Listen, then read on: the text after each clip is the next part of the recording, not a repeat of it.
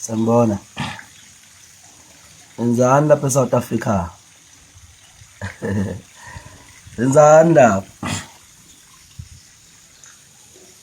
Bafowethu laphana eDumbe ngizoba khona mhlawumbe ngekhathi zabo apha ntambama ngizothi ukuphumula kancane seSwatini njengamanje. Ngizoqala khona eDumbe bese ngiyophumula ekhaya eMdletshe. Nanokuthi-ke siney'ndaba ezinhle lapha ekhaya. Sikhothamelwe inkosi ubaba uMdletshe, inkosi yaseMdletsheni ikhotheme. Bayayazi-ke abaningi kade ingusomlomo ephalamende. So kusasa ngicabanga ukuthi kufanele ngivukele ngakhona ekhaya eMdletsheni. Ngiyacela nini sikhalise sizwe sonke akuyona nkosi ekhona nje, inkosi ebikhona yonke le minyaka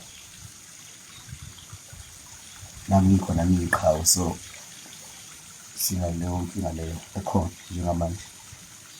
So kusasa kufanele ngivukele ngakhona ngoba kusemndenini. Okunye nokunye sokubuye sikubona bafowethu iseSwatini kodwa njengamanje.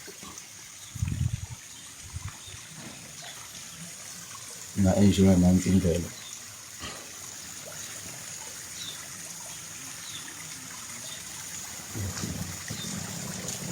Yeah.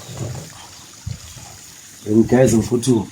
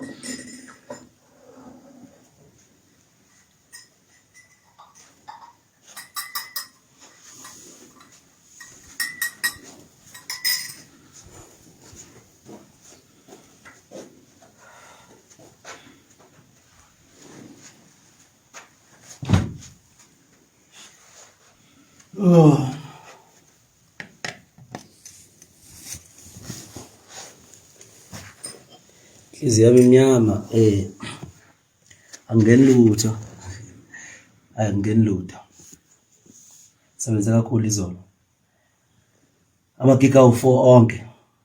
Kodwa ngenhlanhla kwaKhavila u3. Lena yaNongoma vele ngixolisile bafowethu. Lena bilapha nebihlelo ngosisi uBingelele. Ngicela ningixolele emphakathini wakwaNongoma. Sesiyobona sikolunga ngokuzayo. Yabo. Ngigqilazeke kakhulu izolo. Yabo. Akulona ubala ukhava imicimbi emithathu yonke. Lokho kwenziwa abantu abaprofessional kuphela emsebenzini wabo. Ngiqala eMpumalanga, ngasuka eMpumalanga ngaye eGoli ePhakupani. Ngisuke ePhakupani eGoli 5 hours. Ngazongena kwi-border gate yase-Oshoek lapha eSwatini. Ngakhava futhi eSwatini.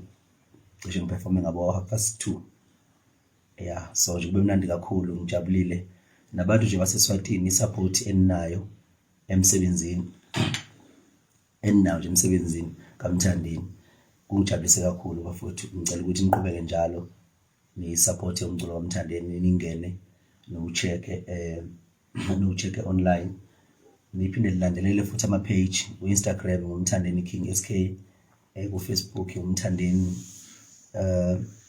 lona imbonayo la live yabo. Phinde futhi kanjalo ku-Twitter umthandeni King SK, naku-TikTok makwenzekile. So nje futhi ngiyabonga kakhulu.